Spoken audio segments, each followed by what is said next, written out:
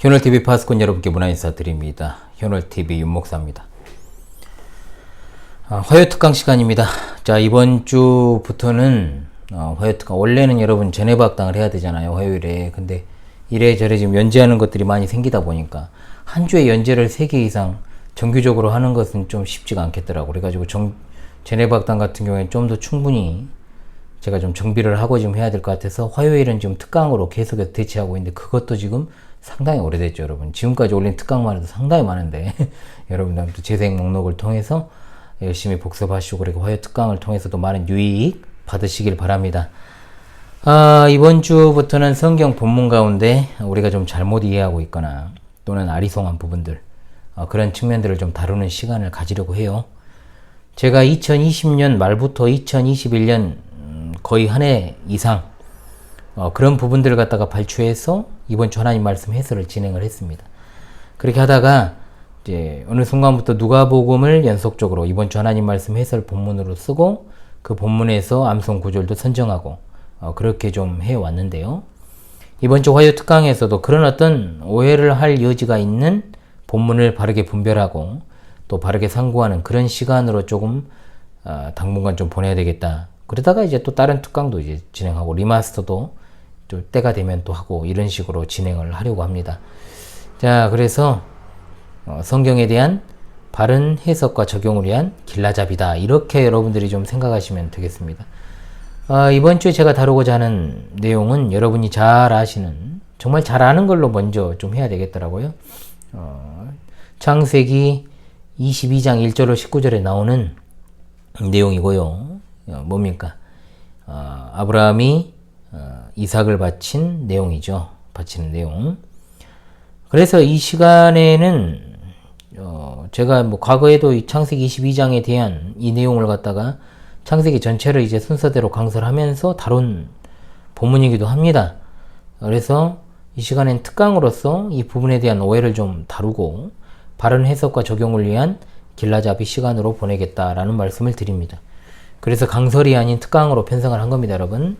자, 창세기 22장 1절로 19절의 말씀은 히브리서 11장 17절로 19절이 해설을 합니다. 자, 이 두 본문을 갖다가 우리가 잘 기억을 하면서 오늘 말씀을 받아야 됩니다. 너무나 우리에게 익숙한 본문이고 또 가장 많이 알려진 내용이기도 하지요. 아브라함이 이삭을 바친 사건, 여호와 이레라는 우리가 노래도 많이 불렀지요. 어찌되었든 제가 어린 시절에 성경 외에 많이 읽었던 책 가운데 하나였던 60권으로 된 세계 문학 전집이 있었습니다. 거기에 이제 성경 이야기라고 해가지고 있었어요. 그 가운데서도 아브라함이 이삭을 바치는 어떤 장면이 사파로 이제 그려져 있어가지고 생생하게 또 그 사실을 떠올렸던 어떤 계기가 있었습니다. 성경을 어떤 세계의 여러 문학 장르 중에 하나로 끼워 넣었다라는 사실이 웃기긴 하지만, 어찌되었든 교회 밖의 비신자들도 아브라함이 이삭을 바친 이 사건 정도는 알고 있을 정도로 광범위하게 널리 알려진 이야기인 것도 사실입니다. 중요한 것은 이 사건을 통해서 그리스도인인 우리가 받을 교훈과 적용은 무엇인가 하는 점입니다. 자, 이걸 갖다가 단편적으로 해석했을 때는 이런 적용이 나오겠죠? 아브라함의 믿음이 대단하다. 어떻게 자신의 독자를, 그것도 자신의 손으로 죽여서 제물로 바칠 수 있는가? 그러나 중요한 것은 적용이 안 돼요, 이게. 이런 식으로 해석을 하면. 나는 자식을 못 바치는데? 그런 생각으로 좀 바뀌죠. 그리고 늘 그렇듯 성경은 성경일 뿐 아닌가? 따라하지 말자. 이런 식의 어떤 태도로 예전에 개그 프로에서 그런 말 많이 했었죠. 그래서 개그는 개그일 뿐 따라하지 말고 이런 거 했었잖아요. 그래서 자연스럽게 어떤 이런 태도로 전환이 되면서 신앙과 삶의 불일치 현상은 계속됩니다. 한마디로 성경 그 자체는 분명한 하나님의 계시 진리지만 성경을 바르게 해석하여 적용하는 일에서 실패하기 때문에 성도들의 신앙이 그 자리에서 자라나지 않는 겁니다. 그래서 바른 해설과 교훈이 중요하죠. 목사의 말도 잘 안 듣고 스스로 절대로 공부하지 않는 정말 반지성주의적 태도가 만연해 있는 대한민국 내 교회의 어떤 성도들의 현실입니다. 성경을 이해하려면 부단한 노력과 열정이 필요하죠. 꾸준함도 있어야 되고요. 그러니까 현월TV를 보는 꾸준함. 어쩔 때는 설렁설렁 보고 어쩔 때는 열심히 보고 이렇게 해서도 안 되고, 어떨 때는 좀 마음에 내키면 댓글 달고 어쩔 때는 안 달고 이렇게 하면 안 되고. 영이 이제 힘들어서 안다는 건 어쩔 수 없지만. 그래서 가끔 보면 막 쥐어짜는 듯한 댓글도 있고. 그렇게는 하지 말라고 제가 말씀드렸죠. 열심히 하는 게 중요하다. 왜 하나님 보고 계시는데 뭐. 그렇잖아요. 목사는 그저 파수꾼으로서 역할, 길잡이 역할을 가능하게 하는 것 자체밖에 없으니까요. 그래서 여러분 오늘 같은 특강이 중요한 겁니다. 또 한편으로 이것을 이상하게 해석을 해가지고 자기 자녀를 갖다가 하나님께 바치는 사람도 있죠. 특히 과거에 성도들 중에는 자기 자녀를 갖다가 남자는 목사로 여자는 사모 또는 선교사로 드리겠다 뭐 이렇게 소원기도 하는 이들도 더러 있었습니다. 다시 말씀드리지만 그런 짓거리 하면 안 됩니다. 안 하지만 요즘 같은 때 누가 하겠어요. 목사들 가운데 부모 소원으로 된 사람들이 꽤 있었어요. 신대원에서. 태어나자마자 자신의 부모에 의해서 자신의 직업이 그러니까 향후 진로가 결정이 된 거죠. 저는 이것을 위기에 의한 폭력으로 봅니다. 그리고 솔직히 말하면 목사가 그리 고난의 직업도 아니에요. 지금은. 그렇게 해서 되는 경우 부모가 목사로 만들겠다고 그러고 작정하고 그렇게 했다? 그러면 보통은 그 집이 어렵진 않습니다. 어려운 집안에서 목사 키우려고 하는 사람 없어요. 본 적이 없습니다. 특히 부모가 돈이 좀 있고 그러면은 목사도 사실 덜 힘들게 길을 걸어갈 수 있습니다. 이 세상에 그래요. 더 나은 것은 뭐냐? 아버지가 규모가 있는 교회 담임일 때, 특히 아버지가 개척한 교회가 크게 성장을 했을 경우에 자식은 거의 고생 안 하고 무혈입성하죠. 목사 안수식 때 사실 그래요. 요즘도 그러는가 모르겠는데 10여 년 전에 그랬다는 거예요. 저 안수 받을 때쯤에도 선배 목사라는 분들이 이 길이 고난의 길이니 뭐니 할 때 솔직히 좀 무섭고 그런 말을 하기에는 그분들 삶이 너무 기름져요. 그래서 성경 말씀 적용할 때는 좀 조심해서 해야 된다. 저도 목사로서의 길을 걷고 있지만 자꾸 목사님들이 그래요. 어렵다 하는 것을 환경적인 어려움으로 이야기를 하잖아요. 어떤 물질적인 경제적인 어려움. 그건 당연한 거 아니에요. 목사가 물질적으로 경제적으로 풍요로움 됩니까? 안 되잖아요. 그렇다고 해서 거지같이 살라는 건 아니지만 그잖아요. 제가 좀 말을 심하게 하는 것 같아도 아니잖아요. 그런 건. 목사가 힘든 이유는요. 진짜로 참된 진짜 역사적 기독교의 신앙을 가지고 그 길을 걸어갈 때 타협 없이 가야 되니까 고립되기도 하고 비난받기도 하고 참 외롭고 힘든 길 가니까 그게 고난의 길인 것이지 타협을 안 하니까요. 그죠? 얼마든지 그렇게 안 걸어갈 수도 있었고 지금도 그래요. 그러므로 자꾸만 어떤 환경적인 거 경제적인 거 어떤 궁핍함 이런 걸로 목사를 갖다가 힘드네 어쩌네 그런 걸로 판단하지 말라는 거. 우리 성도들도 마찬가지예요. 목사님 많이 힘드시죠? 그렇게 물어봤을 때 그 안에다 경제적인 건 넣지 마세요.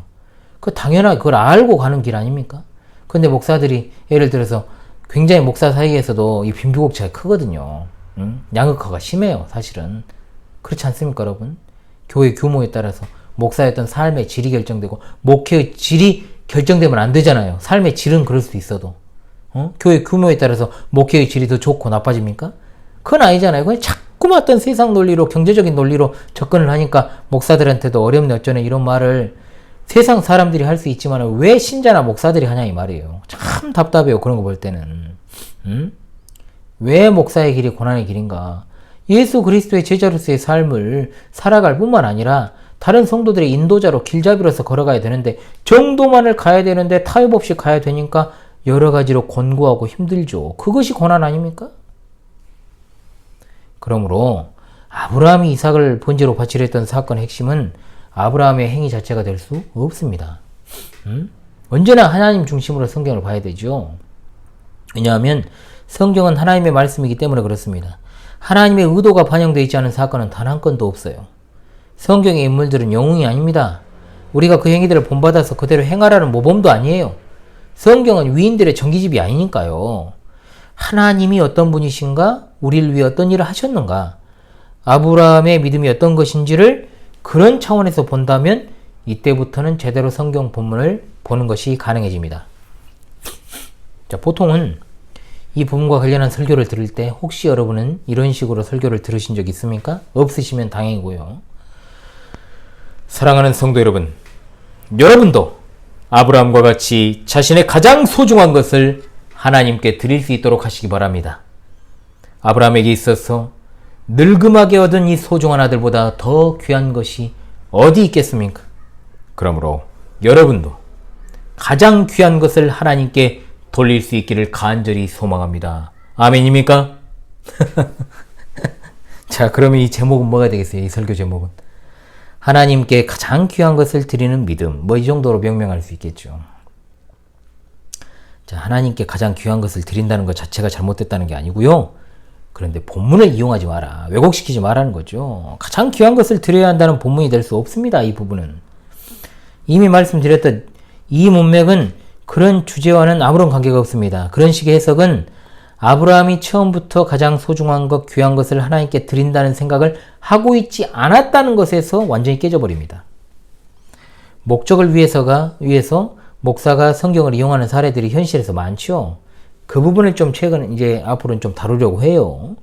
아브라함의 헌신을 이 본문의 주제로 삼으면 안 돼요. 헌신 예배 때 이거 가지고 또 설교하는 사람들 있잖아요. 또 헌신을 주제로 해가지고 당연히 그럼 뭐 결론은 뻔할 뻔짜 아닙니까? 성도들도 아브라함과 같은 헌신의 자세를 가져야 된다. 가장 소중한 것을 드릴 수 있어야 된다. 이런 식의 결론이 도출이 될 것입니다. 자, 다른 거 다 떠나서요. 일단은 이 본문의 주제가 그런 것도 아니고 솔직히 말하면 목사가 성도들에게 헌신을 요구하는 이야기 하는 것 자체가 저는 바르지 않다고 보는 사람 중에 하나니까요. 결국 목사가 교회에서 특정한 목적을 달성하려면 하나님의 말씀에 기대해야 되지 않습니까? 정확히 말하면 하나님 말씀을 이용해야 되잖아요. 이런 생각 자체가 그러니까 글러먹은 것이라 이 말이에요. 베라 쳐먹은 거죠. 여기식 표현으로. 성경을 있는 그대로 해석하고 적용해서 성도들의 신앙이 성장하고 그들이 자원하여 하나님께 드리는 것들로 인해 주의 교회가 든든히 서가는 것이지 그런 행위 자체가 저는 목사들의 그런 행태가 그릇되다고 보고 있습니다. 일단은 아브라함은 창세기 22장 5절에 나옵니다만 아브라함이 이삭을 번제로 바치라고 한 그 장소에 가기 전에 뭐라고 되어 있습니까? 너희는 나귀와 함께 여기서 기다리라. 내가 아이와 함께 저기 가서 예배하고 우리가 너에게로 돌아오리라 했어요. 자, 그러니까 우리가 경배하고 돌아올 때는 원래 번제로 이삭을 드려버리면 내가 돌아와야 되잖아요. 이렇게 말하지 않았다는 거죠. 그러니까 복수형 동사가 가건 오건 똑같이 적용되었다는 겁니다. 그러니까 번제로 바치고 돌아오면 아들 이삭은 없어요. 이삭과 함께 예배하고 이삭과 함께 돌아오겠다라는 것이 아브라함의 뜻입니다. 의중입니다.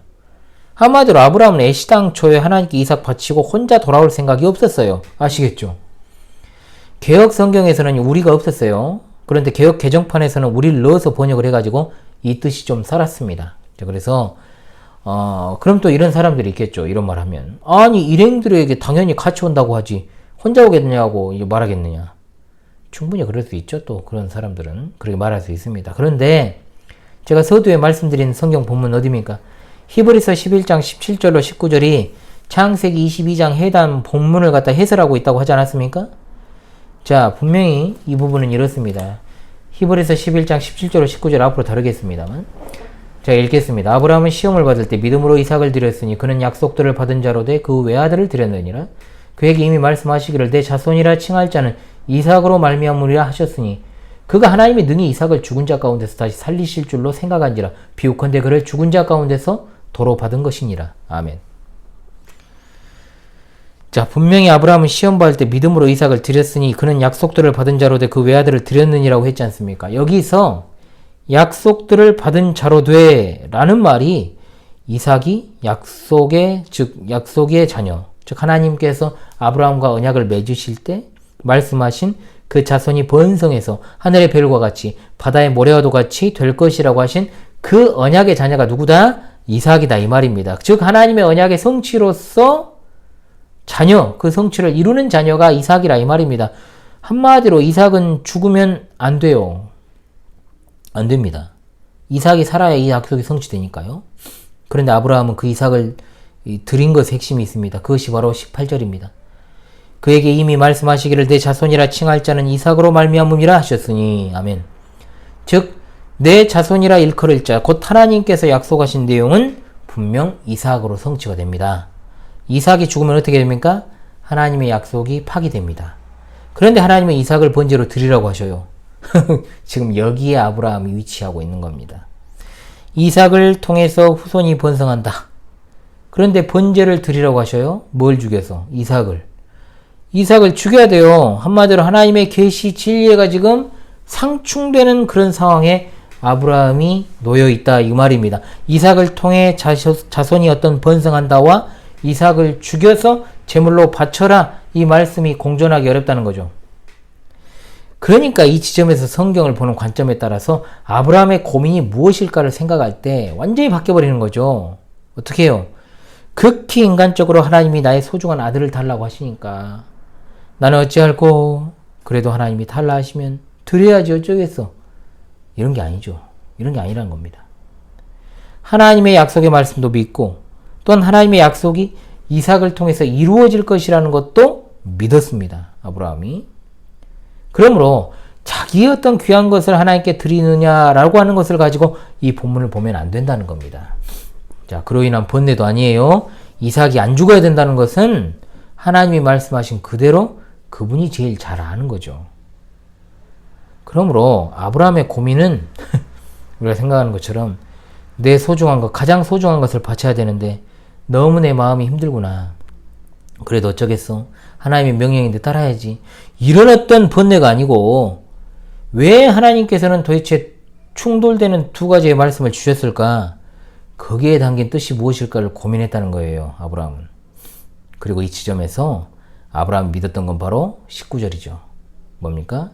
그가 하나님이 능히 이삭을 죽은 자 가운데서 다시 살리실 줄로 생각한지라 비옥컨대 그를 죽은 자 가운데서 도로 받은 것이니라. 아멘.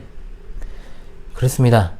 아브라함은 하나님의 약속의 성취로 주신 언약의 자녀 이삭을 왜 죽이시겠다는 것인지 그 이유를 알지 못하고 당혹스러웠을 것입니다.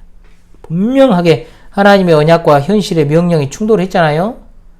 그런데 그가 극복한 방법은 뭐였습니까? 산에 가서 40일 작전 기도하거나 금식 기도하고 오전 금식하고 이게 아니에요. 바로 부활에 대한 믿음이었다는 거죠. 죽음이라는 것이 인간에게는 너무나 치명적이고 해결할 수 없는 문제지만 하나님께는 절대로 문제가 되지 아니한다. 이 사실을 그가 믿었던 겁니다. 사실 아브라함이 처음부터 이런 믿음을 가졌습니까? 아니죠. 이삭을 갖기 이전에 아브라함이 정말 많이 흔들리는 모습을 봤습니다. 사실 아브라함은 자기를 고향에서부터 따라왔던 조카 롯을 염두에 두고 있었습니다. 그러나 그는 분가해서 나갔죠. 또 집에서 그간 같이 지내왔던 종 엘리에셀을 자신을 이을 계승자로 또 염두에 두기도 했습니다. 또 하갈이라는 첩을 통해서 얻은 이스마엘을 통해서 또한 자신을 이을 자로 생각하기도 했습니다. 즉 하나님의 어떤 초자연적인 역사를 전적으로 신뢰하지 못하는 모습을 아브라함이 그간 보여왔다는 겁니다. 그러나 이삭이 태어난 후에 아브라함은 하나님의 초자연적인 능력을 믿습니다. 하나님은 죽은 자를 살리시는 분이요 없는 것을 있는 것으로 부르시는 이시라 로마 4장 17절에 말씀하지 않습니까? 분명한 것은 이삭이 죽어버리면 하나님의 약속이 이루어질 수 없다는 것. 그러나 이미 아브라함은 죽은 것 같은 몸, 즉 자신과 아내 사라 사이에 이삭이 태어난 그 사실을 통해서 그래서 성경에 죽은 태를 열었다라고 말씀하지 않습니까? 이와 같은 하나님의 초자연적인 역사하심을 믿고 또한 이와 같은 어떤 상충되는 하나님의 언약과 명령을 부활에 대한 믿음으로 이겨냅니다. 왜? 하나님께는 불가능이 없기 때문입니다. 따라서 제가 히브리서 본문을 강의할 때도 이제 말씀을 드리겠습니다만 창세기 22장은 자신의 소중한 것을 하나님께 드리는 헌신과는 아무런 관계가 없습니다. 하나님께 헌신해서는 안 된다는 뜻이 아니라 적어도 이 본문을 다른 방향으로 이용해서는 안 된다는 거죠. 목적을 위해 하나님의 말씀을 수단으로 삼아 왜곡시키는 것은 사꾼들의 공통된 특징입니다. 그래서 언제나 이 측면에 있어서 성경 해석의 중요한 원리, 문맥과 맥락에 부합하지 않은 해석은 위험하다라고 하는 것을 말씀을 드립니다. 보통은 그럴 경우에 성경을 목적을 위해서 이용하는 경우들이 생기기 때문에 문맥을 무시한 성경 해석은 이단의 첩경이라는 것을 말씀드리고 싶습니다. 따라서 아브라함은 자신의 사랑하는 독자 이삭을 하나님께 번제로 드리기 위해서 모리아 산으로 간 게 아니고 물론 죽일 결심으로 갔지만 분명 하나님께서 이삭을 다시 살리실 것을 의심하지 않고 그곳으로 올라간 것입니다. 그래서 그가 아들과 함께 돌아오겠다고 공언했던 것이죠. 오래된 노래 한 곡이 있습니다. 혹여 이 본문을 보면서 이 노래를 부르지 말라는 차원이에요. 주님 것을 내 것이라고 고집하며 살아왔네. 금은보화 자녀들까지 주님 것을 내 것이라. 아버지여 철없는 종을 용서하여 주옵소서.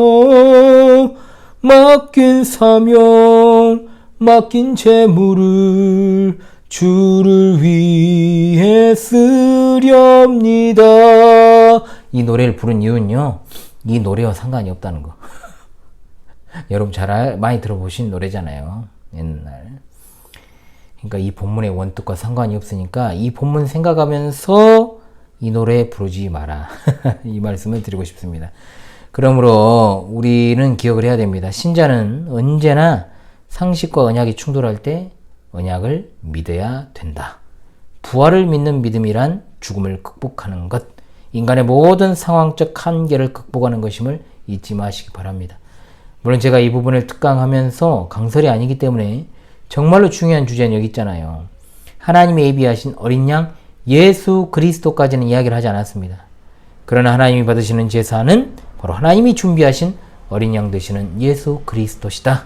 이 사실 여러분 생각하시면서요, 이 본문을 통해서 교회에 얼마나 우리가 헌신을 하고 봉사를 하고 헌금을 하고가 아니라 하나님의 언약을 신뢰하는 자가 어떤 자인가에 대해서 깊이 있게 생각을 하고 정말로 부활에 대한 소망을 가지고 살아가실 수 있기를 간절히 원합니다. 여러분 당분간 화요일에는 이와 같은 특강을 하겠습니다.